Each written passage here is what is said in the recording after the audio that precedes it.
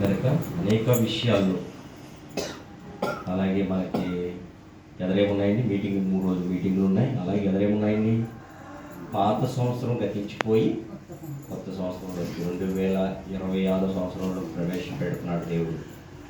అందును బట్టి మనం ఆయనకి కృతజ్ఞతాస్తుతులు చెల్లించే వారి కింద ఉండాలి.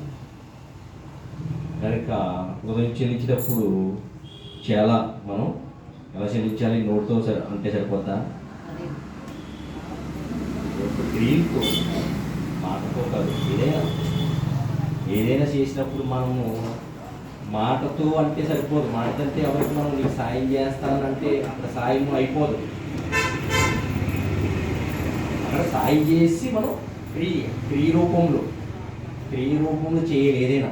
అలాగే దేవుడికి కూడా, దేవుడి విషయంలో కూడా మనం మోకరెళ్ళి ప్రార్థించి నీకు కృతజ్ఞత సుతులు అని 1 సూత్రాలు చేసినా ఆయనకి ఏమేమో ఉపకారం లేదు. నువ్వు వెళ్ళి నా కోసం ప్రకటించిన ఆయన, నువ్వు వెళ్ళి నా కోసం పని చేసిన వాడు దేనికి పురాతనట జీతాలు. అంతే కదండి. మనం వెళ్ళి ఓనర్ గారి ఇంటికి వెళ్ళిపోయి ఆయన పొగుడుతాం అనుకోండి, సేలో పని చేయకుండాను. ఇప్పుడు ఎగసాయించి మన అసలు రైతు దగ్గరికి వెళ్ళాం. మనం రైతు పని చేయమని కేకేసాడు. మనం కేకేసినప్పుడు ఆయన ఇంటికాడ కూర్చుని, ఆయన గుమ్మకాడ కూర్చుని మీ అంత గొప్పవారు లేరు, మీ అంత నీతి మందులు పరిశుద్ధులు లేరు అని మనం అతను ఏదో పొగుడుతున్నాం అనుకోండి. అతను ఏమంటాడు, ఇవన్నీ పోవడం పక్కన పెట్టినాయినా ముందే పని చేయాలి.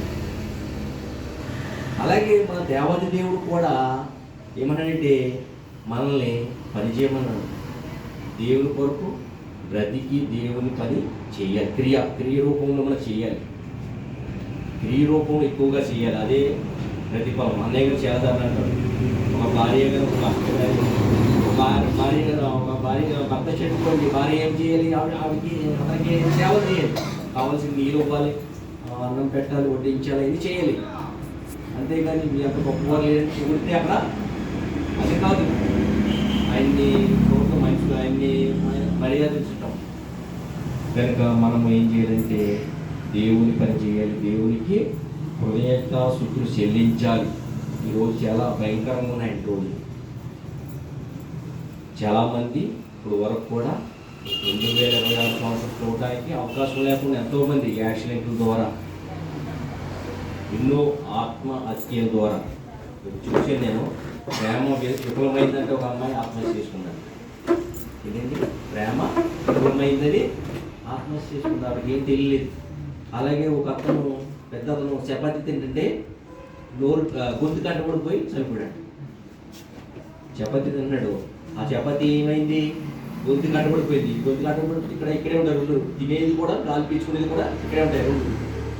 ఆ 2 పెట్టి గాలి పీల్చుకుని అడ్డపడిపోయింది. నాకు ఊపిరాడక సరిపోయింది. ఇందాకే న్యూస్ చూసాను, వర్కౌట్ చూసానమాట నేను. న్యూస్ అది 2 కూడా అమ్మాయి అలా చేయటం, పెద్ద అతనికి ఏమో గొంతులో ఆ చపాతీ ఇరుక్కుపోయి అంత ఇచ్చుకో అనుకున్నారా? అతను అనుకున్నాడా నేను చపాతీ తింటా చనిపోతాను అనుకున్నాడా? అనుకోలేదు. అలాగా కనుక మనము చాలా జాగ్రత్తగా తినాలి. తిన్నప్పుడు ఏదైనా కంగారుగా తినకండి, నెమ్మదంగా చిన్నగా తీసుకోండి. కనుక అది మనం ఏ టైం చేద్దో జరగదు మనకు తెలియదు. కనుక మన జాగ్రత్తలో మనం ఉండాలి. దేవుని కాపుదలలో ఉండాలి. ప్రాముఖ్యంగా దేవుని కాపుదలలో, దేవుని భద్రతలో అనుకోండి, మనకి ఏది కూడా హాని కావద్దు. కనుక మనం దేవునికి ఎన్నో మేలు చేశాడు లేదండి ఇప్పటి వరకు.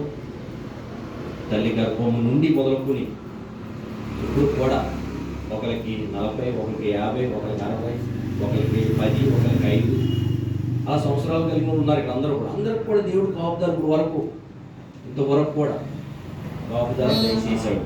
మరి దయచేసిన దేవుడికి మనం ఒకళ్ళు ఎవరైనా సాయం చేశారనుకోండి, వాళ్ళకి ఏం చెప్తాం? థ్యాంక్ యూ చెప్తాం. వాళ్ళకి ఉపకారం చేస్తాం. ఎవరన్నా డబ్బులు ఇచ్చారనుకోండి, వాళ్ళకి మనం వడ్డీ వేసి ఇచ్చేస్తాం. అంతేగాని థ్యాంక్ యూ చెప్తే సరిపోతే అక్కడ చెప్పాలి ఈ విషయం. మనం ఎవరైనా డబ్బులు ఇచ్చేది, ఒక 1,00,000 రూపాయలు ఇచ్చేది, 1,00,000 రూపాయలకి మనం వడ్డీ చేసి 10,000, ఒక 5,000 వడ్డీ చేసి ఇచ్చేస్తాం. అప్పుడు చెప్తాం. అలాగే దేవుడు కూడా మనకి ఎన్నో ఈ అవయవాలు కానీ, ఈ సంపద, ఈ ప్రపంచంలో ఉన్న సంపద ఎవరు ఇవ్వనది. అయ్యే తెలుసుకున్నాం. సూర్యుడు, గాలి, నీరు సమస్తం మనకి ఇచ్చి ఉన్నాడు.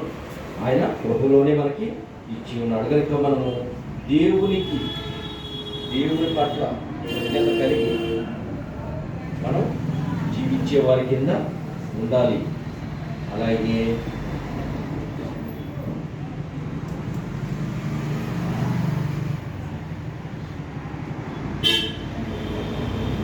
ఉన్నప్పుడు దేవుడు చాలా సంతోషపడతాడు, చాలా ఆనందపడతాడు.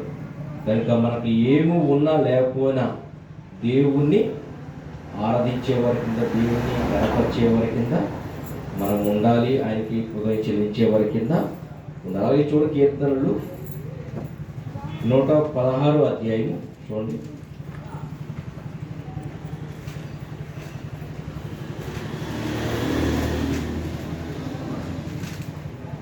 అంతకంటే ముందు చూడండి ఒకసారి మేక గ్రంథము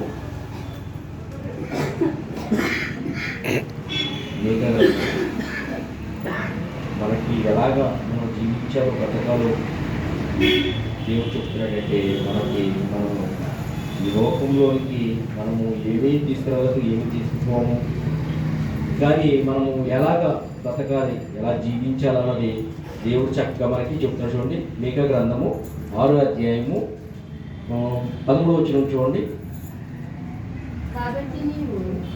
కాబట్టి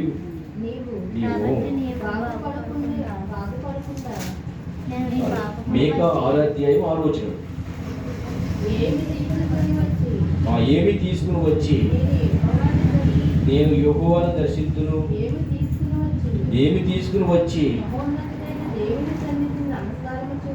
మహోన్నతుడైన దేవుని సన్నిధిని నమస్కరింతును,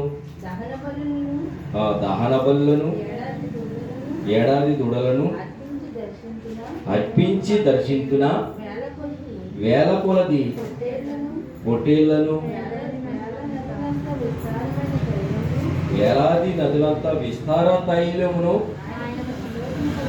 ఆయనకు సంతోషం కలుగు చేయనా, నా అతిక్రమణకై నా జ్యేష్ఠపుత్రుని నేను ఇస్తున్నా.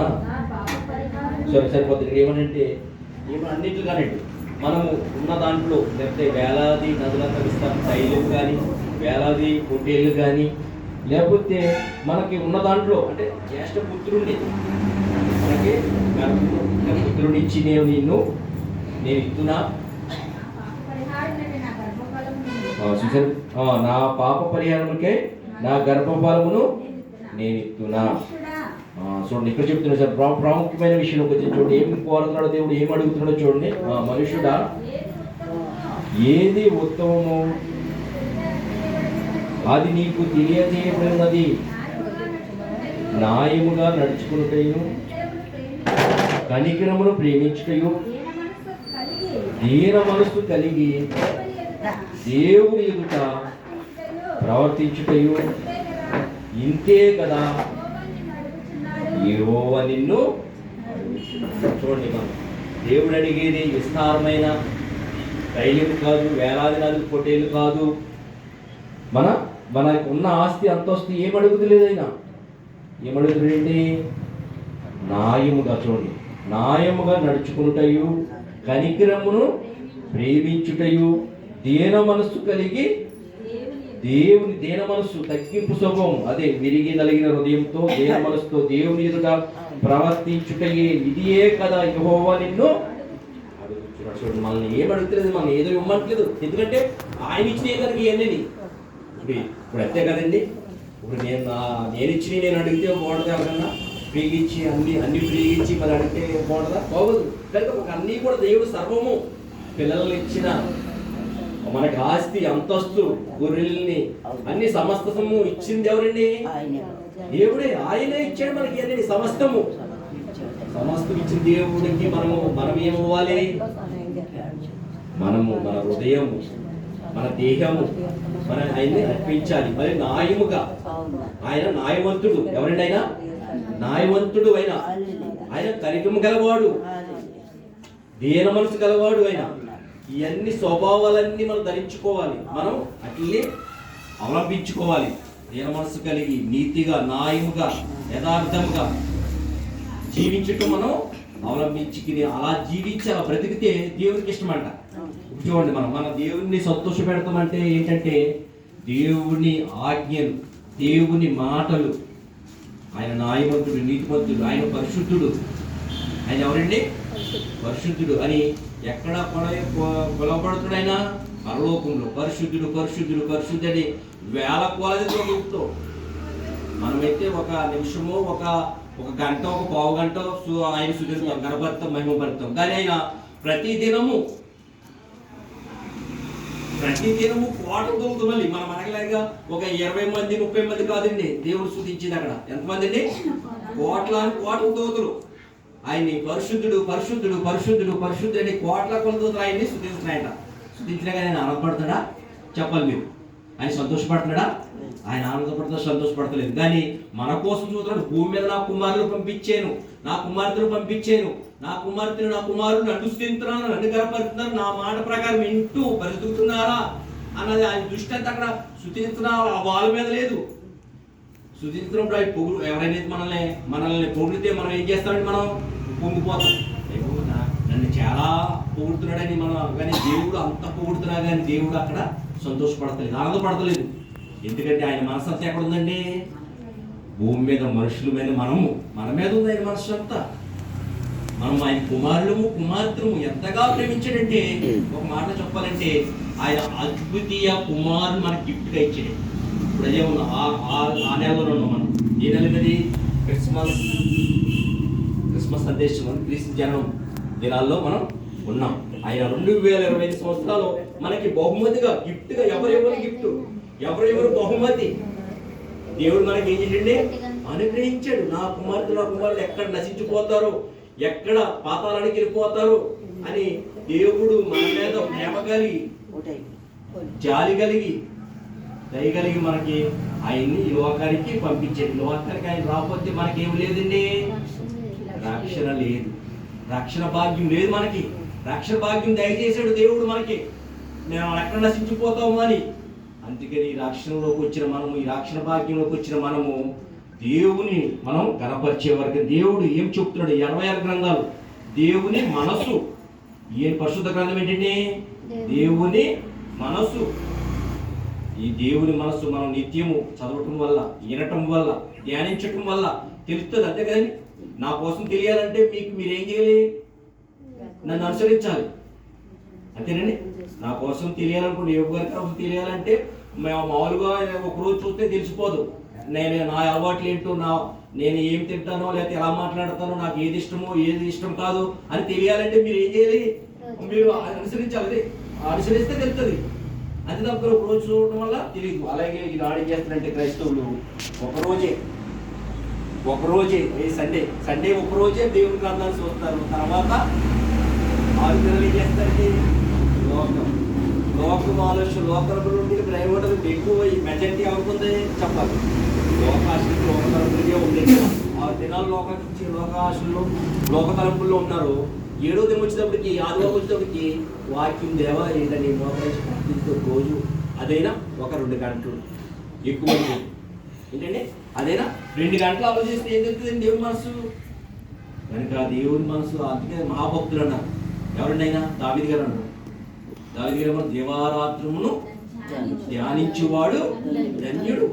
ఒక విషయం చెప్తుంది మీకు. ఈ విషయం కూడా ఒక పేపర్లో పడ్డది.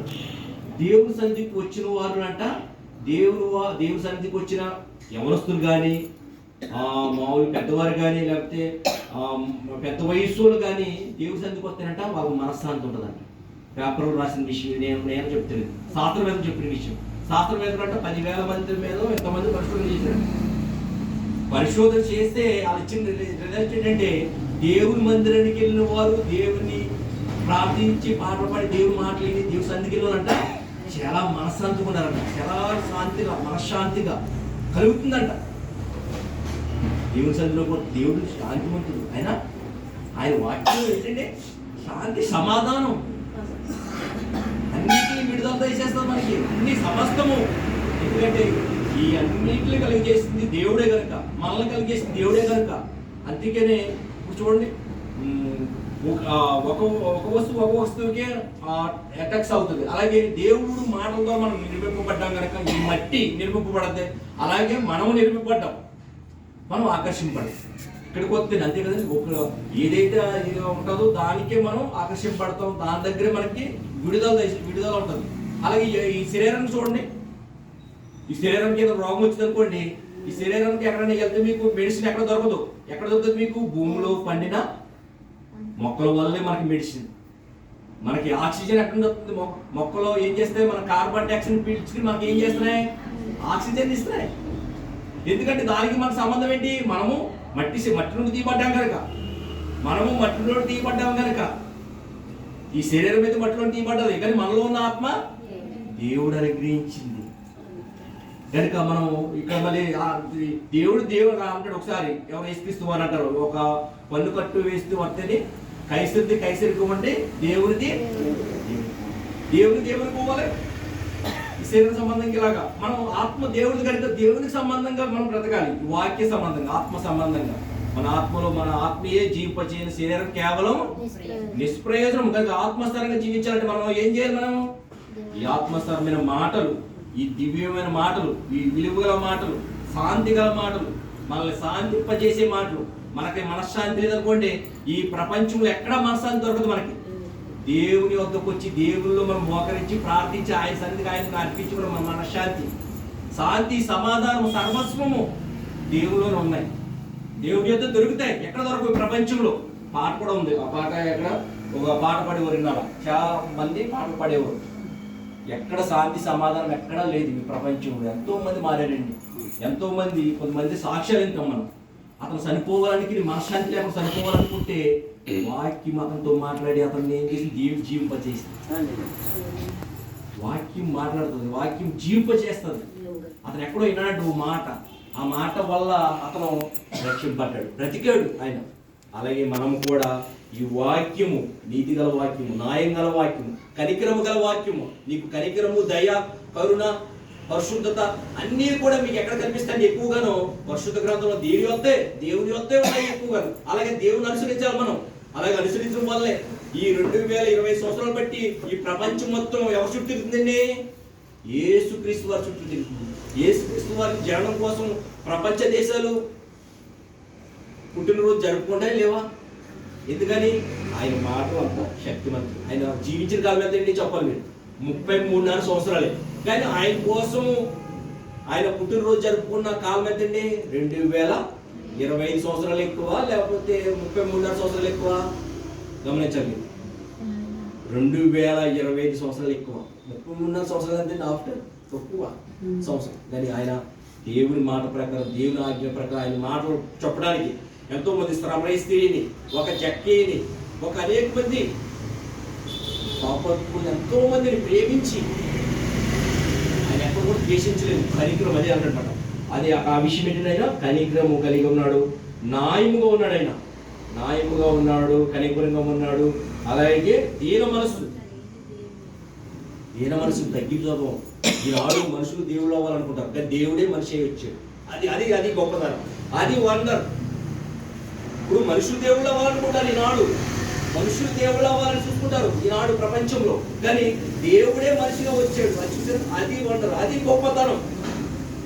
గొప్పతనం, దేవుళ్ళు ఉన్న గొప్పతనం. తగ్గింపు స్వభావం అన్నమాట, తగ్గింపు స్వభావం. అది ఏంటి? దీన మనసు. అలాగే మనం కూడా ఇవన్నీ ధరించుకుని జీవించి బ్రతుకులకు దేవుడు మన ద్వారా దేవుడు కనపరచబడతాడు, మహిమపరచబడతాడు. నా కుమారుడు చూడు ఎంత తగ్గింపించి జీవిస్తున్నారు, బ్రతుకుతున్నారని దేవుడు సంతోషపడతాడు. ఆ కోటలతో ఆ పరిశుద్ధుడని కోడపరిచినప్పుడు సంతోషపడ్డాయినా మనము దేవుని కుమార్తెలే, దేవుని కుమారులే. మనం దేవుని కోసం చెప్పుతున్నప్పుడు, మనం ప్రకటిస్తున్నప్పుడు, నడుస్తున్నప్పుడు, జీవిస్తున్నప్పుడు దేవుడు ఉప్పొంగిపోతాడు. అలా ఉప్పొంగిపోయాడు యేసుక్రీస్తు వాళ్ళు. ఈయన నా ప్రియ కుమారుడు, ఈయన యందు నేను ఆ మాట అన్నాడు. ఆయన ఈ లోకానికి వచ్చి ఆయన దేవుని నిమిత్తం బ్రతకాలని దేవుడు చెప్పగానే ఈ లోకానికి వచ్చి మాట విన్నాడు. మాట వినటం ముఖ్యం. ఆయన మాట అది అంటే ఉదికిన ఉంటుంది మాట, ఒక గ్రంథంలో ఉంటుంది. ఏముంటుందండి? మాట ఇంటూ శ్రేష్టం అంట. ఏదో ఇచ్చేది, ఏదో చేయటం కాదు, ఏదో చేయటం, ఏదో ఇవ్వటం కాదు. ముందుగా ఏంటంటే మాట వింటాం. దేవుని కొరకు, దేవుని ఆజ్ఞ ప్రకారం, దేవుని మాట ప్రకారం జీవించడం అయితే కనుక మనం అలా జీవించి న్యాయంగా పరిశుద్ధంగా, ఆయన పరిశుద్ధుడు కనుక మనం కూడా పరిశుద్ధంగా న్యాయంగా నీతిగా కనికరము కలిగి ఇవన్నీ కూడా దొరకాలంటే మనకు ఎక్కడ దొరుకుతాయి? మీకు ప్రపంచంలో ఎక్కడ దొరకవు, బయట దేవుని సన్నిధిలోనే దేవుని వాక్యంలో దొరికితే మనకు. కనుక దేవుని వాక్యం ఎక్కువగా మనం చదువుదాము, ధ్యానించుదాము, ఎక్కువగా మనం విందాము. దేవుని వాక్యం మనం నింపుకుందాం. ఏంటిది నింపుకోవాలి? హృదయము నిండిన దాన్ని బట్టి ఆటోమేటిక్గా మీరు హృదయంలో ఫుల్గా వాక్యం నింపుకున్నారనుకోండి, ప్రతిరోజు ప్రతి దినము మీకు ఆటోమేటిక్గా మీకు ఎవరైనా వచ్చినప్పుడు మీకు ఆటోమేటిక్ దేవుని మాట వచ్చేస్తూ ఉంటాయి.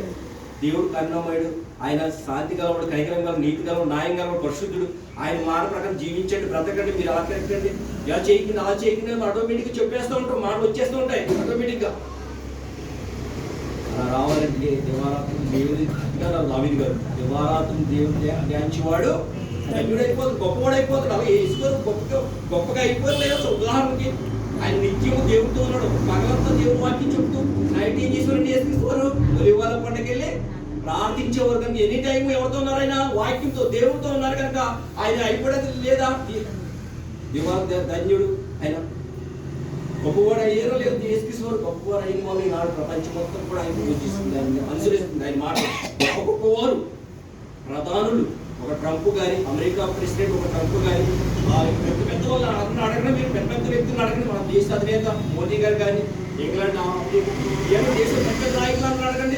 తీసుకునేవారు ఎలాంటి వారు అంటే ఒకే సాక్షి ఏంటంటే ఆయన గొప్పవాడు, ఆయన చాలా గొప్పగా బ్రతికాడు, గొప్పగా ప్రణించి, గొప్పగా నీతిగా ప్రశుద్ధంగా జీవించాడు ఆయన అనే మాట వస్తుంది. అలాగే మనం కూడా దేవుని కుమారులమైన మనం కూడా ఈ పాత సంవత్సరం 2020 సంవత్సరంలో ఉన్నాం. మనం కొత్త సంవత్సరం లేదు, కొత్తగా నీతిగా పరిశుద్ధంగా మనం దేవునికి ఇష్టమైన బిడ్డలుగా కుమార్తెగా జీవించి బ్రతకాలని ఈ కొద్ది వర్షం దేవుడు దీవించిన గాక. పరలోకమందున మాట్లాడి శ్రేష్ఠ మనం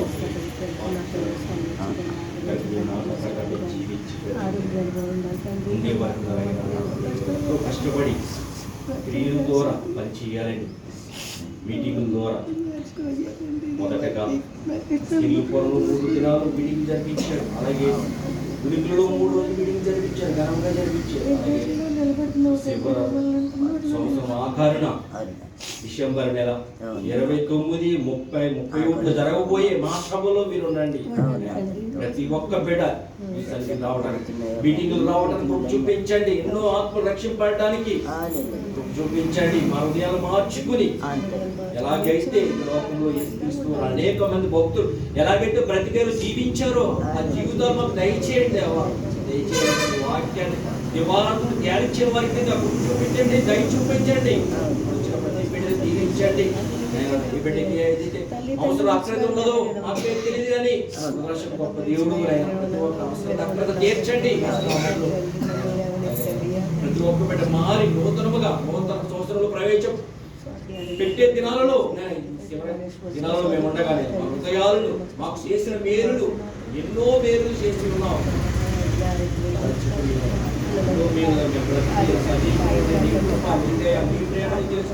ప్రతి ఒక్క బిడ్డ నీ వాక్యానికి లోపడి, నీకు లోపడి, నీ ఆజ్ఞ జీవించే జీవితం మాకు అందరికీ దయచేయండి. అలాగే విషయం, అలాగే చెట్ల బిడ్డల పాట విషయం సన్నిధి ఆ చుట్టుపక్కల ప్రతి కుటుంబాన్ని మార్చండి, మా హృదయాలు మార్చండి, అక్కడ జరగడానికి చూపించండి. అలాగే వచ్చిన ప్రతి కుటుంబం ప్రతి బిడ్డను దీవించి ఆశీర్వదించి కాచి కాపాడి భద్రపరచమని యేసుక్రీస్తు నామమున ప్రార్థించి ఆమేన్.